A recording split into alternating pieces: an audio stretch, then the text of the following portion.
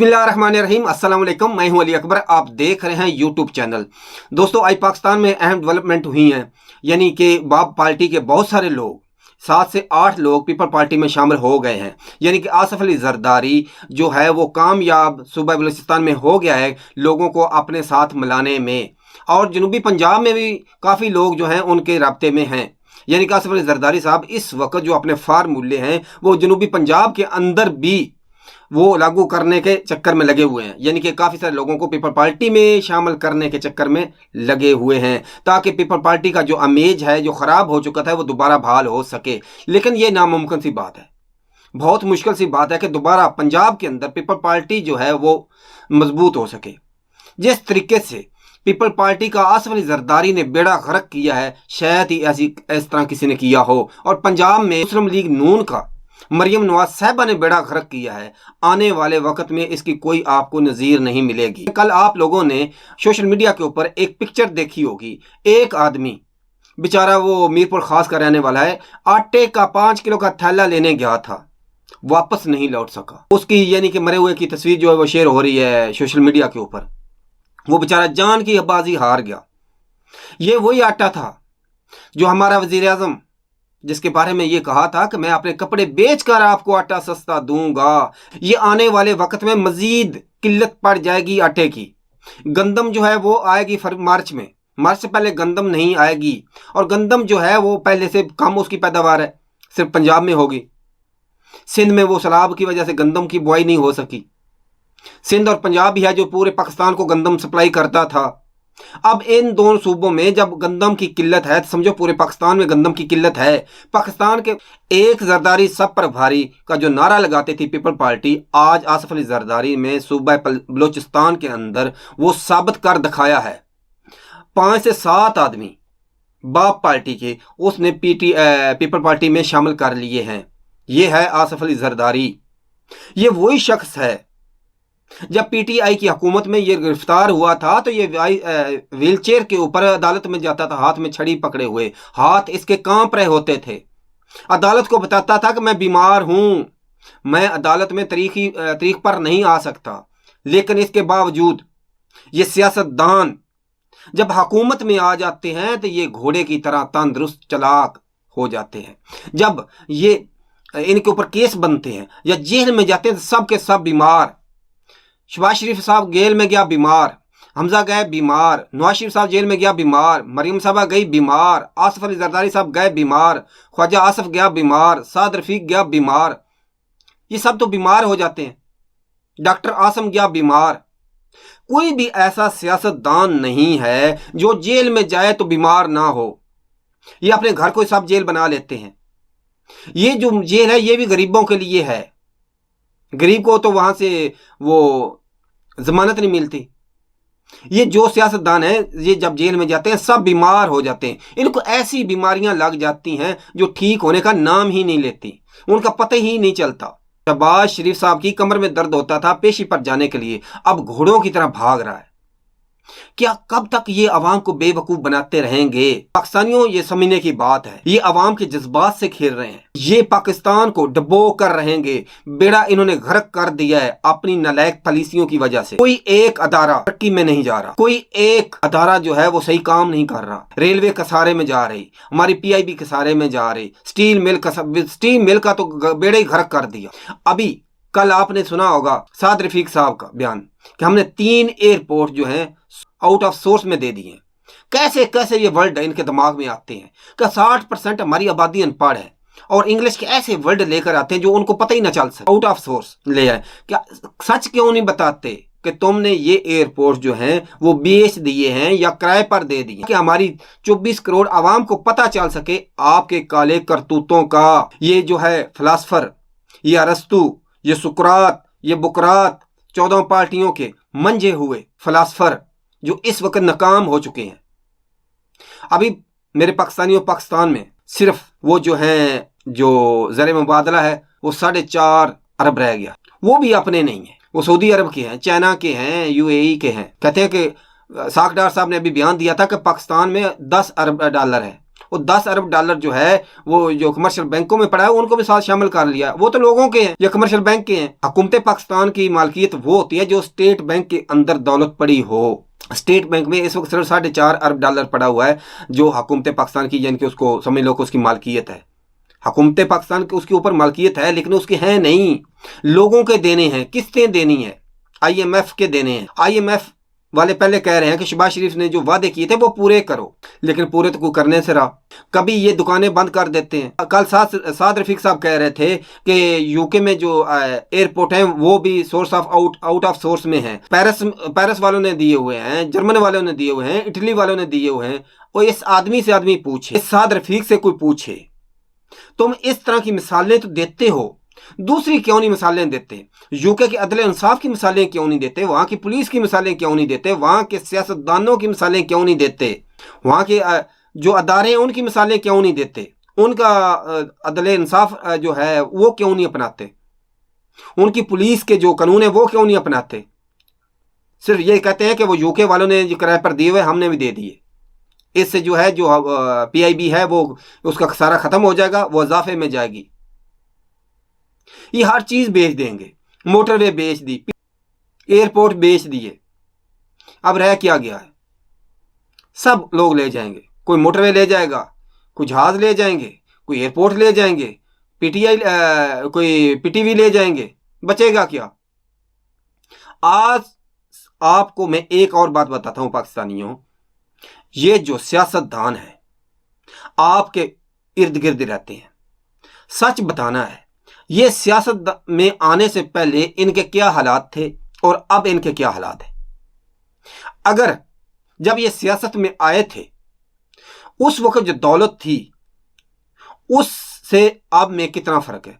अगर उससे कम हुई है तो ये तो बहुत अच्छा कर रहे हैं आवाम के लिए, या उतनी है तो अगर उससे 100 के हिसाब से या 200% के हिसाब से बड़ी है तो इसका मतलब ये लूट रहे हैं। कोई एक सियासतदान ऐसा नहीं है जिसकी दौलत में कमी आई हो, सब के सब अमीर हो गए। जुवेद लतीफ साहब, कहां वो सैकड़ों की दुकान थी, कहां इनकी चक्की के आटे की चक्की थी और मिलों के मालिक। इसी तरह साकडार साहब के दादा सैकड़ों की दुकान पर पंचर लगाया करते थे, अभी देख लो उनकी कितनी जायदाद हो गई। ख्वाजा आसिफ साहब, उनकी दौलत में कितना इजाफा हुआ। जफर साहब, जलाली जफर साहब, उनकी दौलत में कितना इजाफा हुआ। शहबाज शरीफ साहब, इनकी दौलत में कितना इजाफा हुआ। नवाज शरीफ साहब, उसकी दौलत में कितना इजाफा हुआ। आसिफ अली जरदारी की दौलत में कितना इजाफा हुआ। 17 मिलें हैं आसिफ अली जरदारी की सिंध के अंदर। इस तरह से इनकी मिलों में इजाफा होता गया, इनके कारोबार में इजाफा होता गया। तो जिस तरह इनके कारोबार में इजाफा होता गया, इसी तरीके से मेरे प्यारे पाकिस्तान का ये बेड़ा गर्क करते गए, पाकिस्तान को ये नीचे लेते गए। पाकिस्तान जो इस तरह डूबता गया और इनकी दौलतें बढ़ती गई। अगर अब भी मेरी कौम ना समझेगी तो कब समझेगी? अब भी कहते हैं कि हम पाकिस्तान की खिदमत कर रहे हैं। क्या खिदमत इन लोगों ने की? खिदमत की तो इन्होंने अपनी आल बचाओ, खाल बचाओ, माल बचाओ की। इन्होंने दिल खोल कर हमारे वतनी अजीज को लूटा।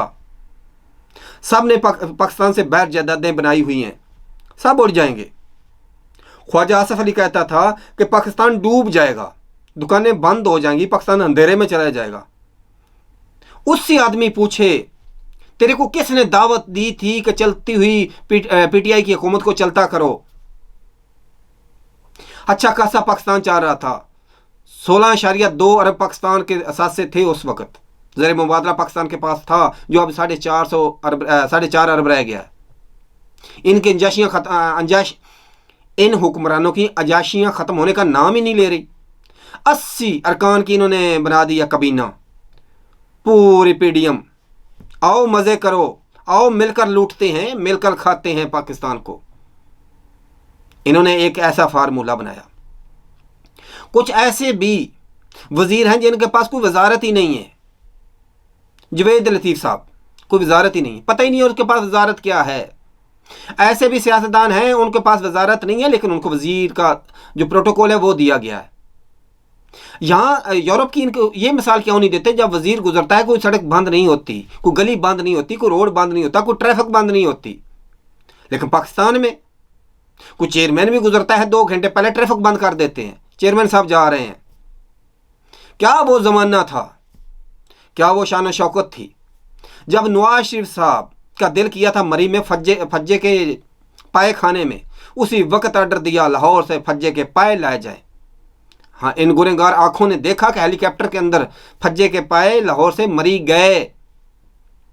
इनको वो जो कुर्सी का ना वो चस्का लगा हुआ है, जैसे यानी इनको खून की लत लग चुकी है ना, ये इनको जाने वाली नहीं है। ये किसी न किसी तरीके से इस कुर्सी से चिमड़े रहेंगे।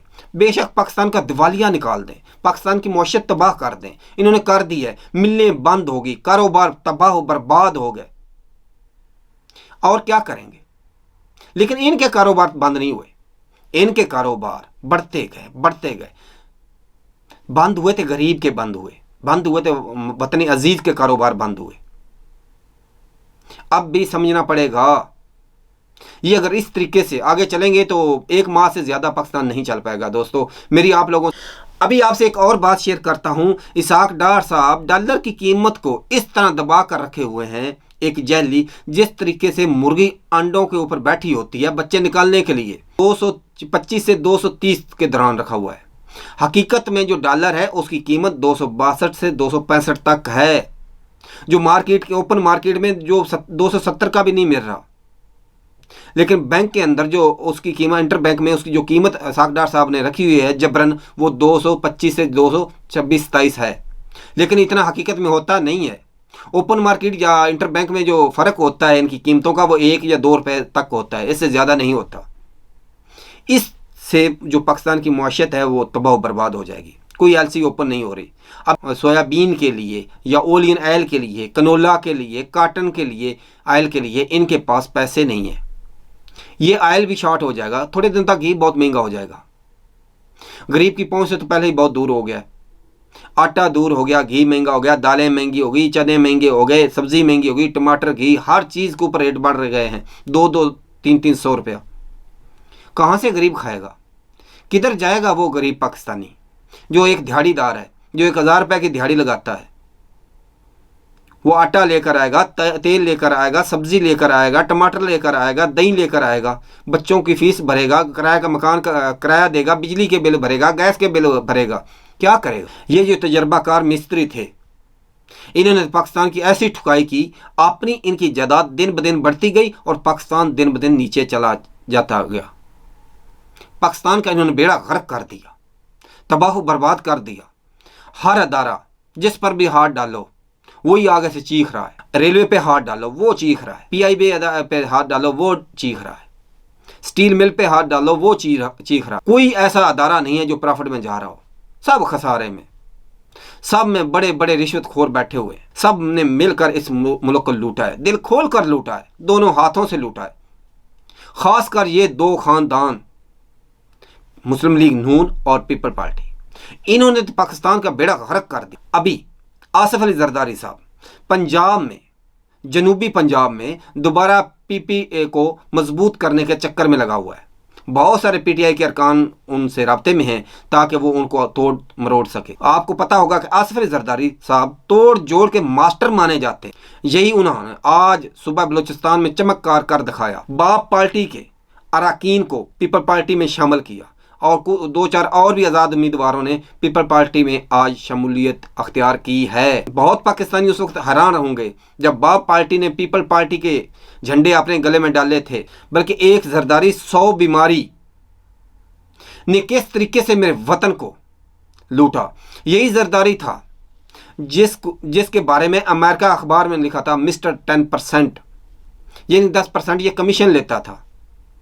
यही जरदारी था जो सिनेमा की टिकटें ब्लैक में बेचता था। यही जरदारी था जिसकी हुकूमत आई और अपनी बीवी के कातलों को ना ढूंढ सका, उनको सज़ा ना दे सका। आज भी बिलावल साहब कहते हैं कि मैं बीबी के कातलों को सज़ा दिलाऊंगा। कहाँ से सज़ा दिलाएंगे आप? अभी आपकी हुकूमत है और लोगों से पूछ रहे हैं। कि मैं आपकी अपनी जो है मामा उसको उसके कातलों को सजा दिलाऊंगा। ये आवाम से मजाक करते हैं, ये आवाम को कीड़े मकोड़े समझते हैं। इन्होंने आवाम को कीड़े मकोड़े समझकर लताड़ दिया है। ये तंद नहीं खराब, पूरी तानी खराब है ये पूरा। दोस्तों आज तक के लिए इतना ही, मिलते हैं नेक्स्ट वीडियो में। वीडियो अच्छी लगे लाइक करें, शेयर करें। अल्लाह हाफिज़, अल्लाह निगहबान।